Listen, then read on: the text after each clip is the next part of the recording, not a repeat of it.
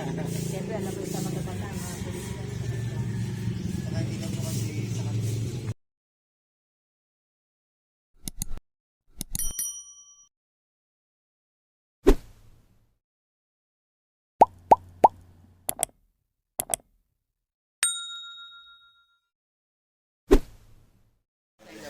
Yung kabatuan, bukas na eh.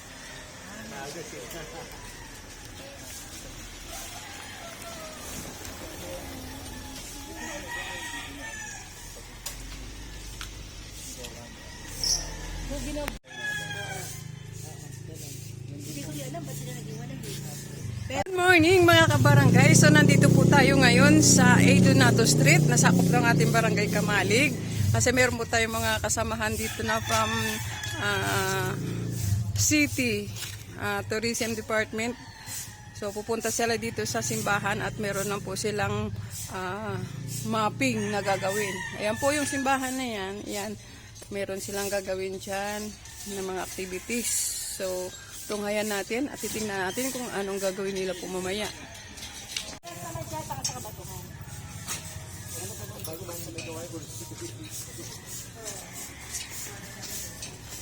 Ano po yung matandang kakuran? Pareho yung sa ano. Pero ano ko yung hindi ito, galing din sila.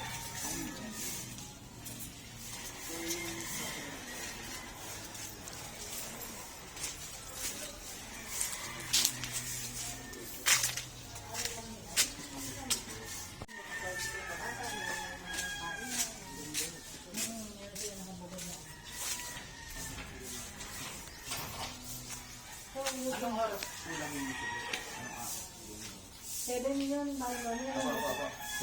Every Sunday talaga. Every Sunday po. Sabay na gabi po. Hindi, mayroon.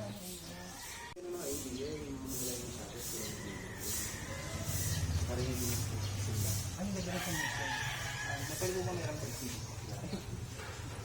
Ito ang kakadang mo doon. Sila yung mga mamahalan. Pwede na lang po na. Lagyan po si Lina. Alam naman siya. Pinatunan lang ako sabi nga may dadating daw kung sabi. Hindi ka na mga pagawain sa kasi kasi po namin siya bakit po dito. Bali po,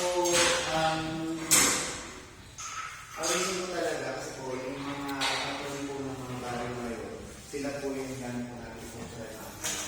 Yung cultural natin po, yung aming po ng mga yung lang vlogging po. Sa kaya may kawayan. Eh, yung taon po, mga siguro ano po yan, sa po, sa LG po ng may kawayan. Bali, papasok po sa National para po pinadali na important cultural property po yung patulong po ng barangay. So, pakinggan natin yun.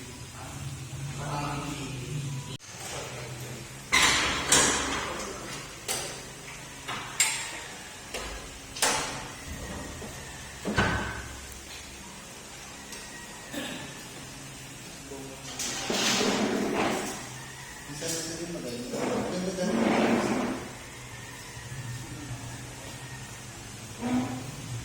Si Leo kasi ay nag-release ng mga kurento. Kaya alam mo, kaya siya mag-release.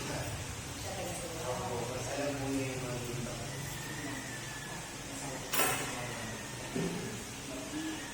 Nagpaalot ka ba muna? Nagpaalot ka ba? Ay, bakit ako ako? Pati yung grocery, parang luna.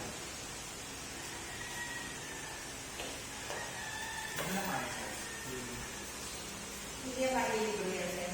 Sir Pao. Sir Pao. Huli na yung grocery. May dalang ano? Metro na. Alin po yung...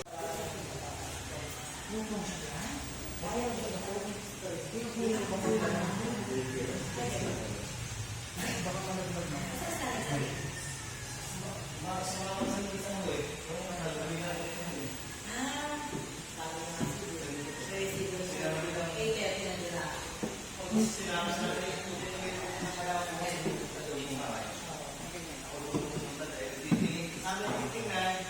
mga pagawa nito sa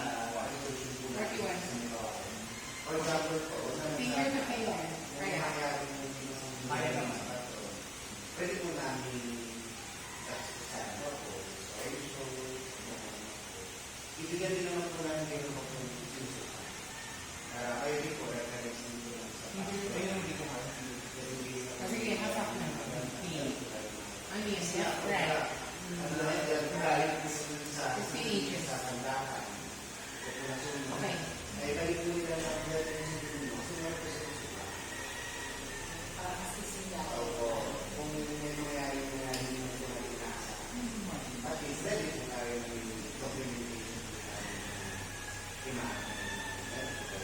Tingnan. At the same time, pagkakaroon ng Risk kay risk. important po sa pamana po natin. Ito sa Side lang. Actually po ba? Sila naman po, i-chat na lang po sa amin. Yung tanong. Hawak-hawak. Ang mga tanong ng mga... Sa mga dates yan. Ay, di naman. Ang mga tanong ay ano po yung mga natawag po.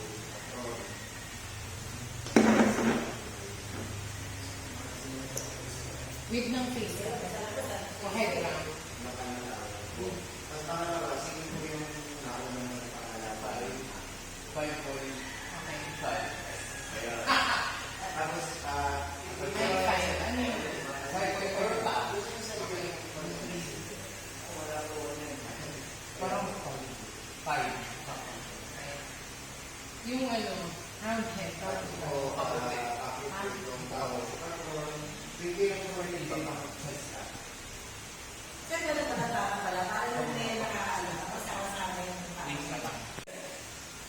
Ngayon, nagdalawang movies na dito eh.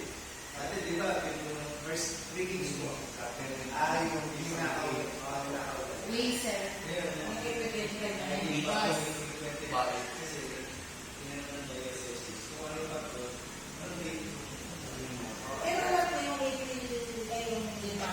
Kasi sa atin, eh, yung Saan na po ito kung pamalit ay nagsiselebrate pa? other level na ba? Actually, ito yung ganyan po kayo na kaso ng itong 20 bodies.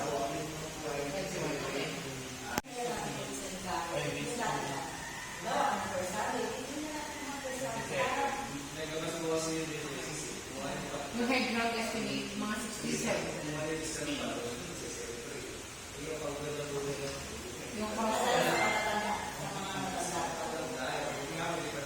Kaya naman na lang yung mga ng programa para sa kasumbong. Yung cost. Nandiyan na yung mga.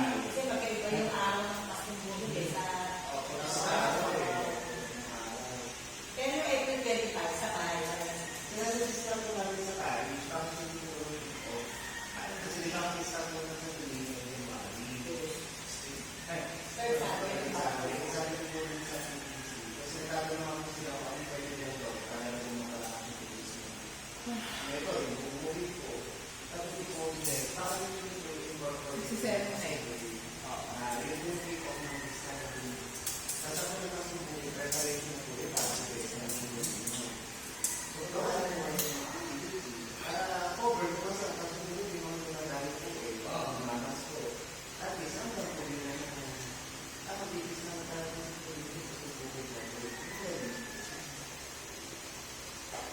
Kaya na po yun eh. Kapag nagkaroon ako sa ang content sila rin. Siguro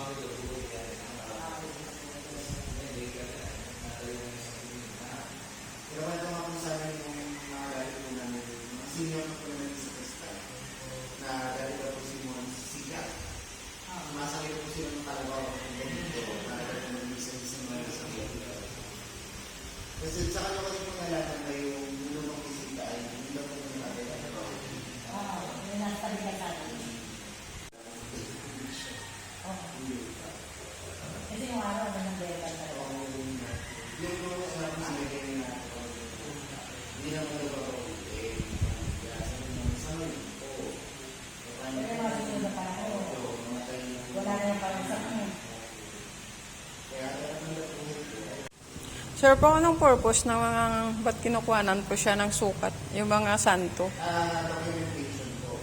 Ah. Kung sakaling po may mangyari. Opo. Yung iba ninanakaw, ganun, ma-identify siya kaagad, ano po?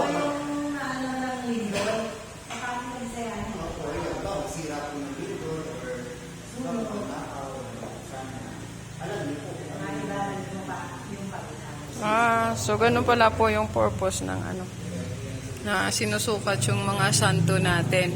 Sinagot na ni Sir Pao.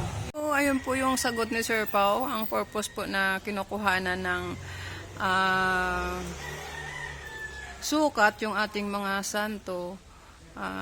Pero ano lang po, kaya pala po kinukuha yung mga sukat ng ating mga santo para if ever na palayo lang po, may mga lindol, may mga calamities po na madidestroy po yung mga santo.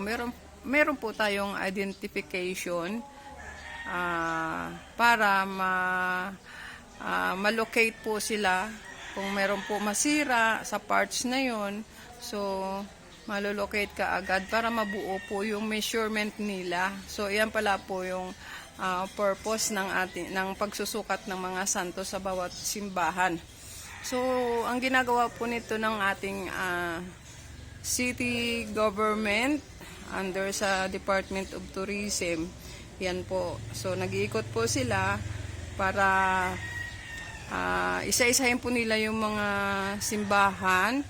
At ganoon din po yung gagawin. Ito po yung nasasakop lamang po ng aming City of Mikawayan. So, ayan po.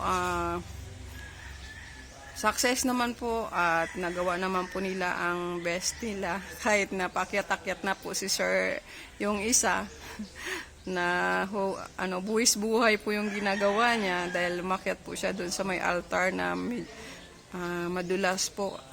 So, ayan po guys, salamat po. So, hanggang dito na lang po yung aking vlog. Till next content po. Salamat po sa lahat na nanonood ng aking content about dito po. Nawa po ay meron po kayong aral na makukuha dito sa ginawa namin ngayong pagsusukat po ng mga santo sa bawat mga simbahan. At hanggang dito na lang po ako. Maraming salamat po. Thank you for watching. Bye-bye.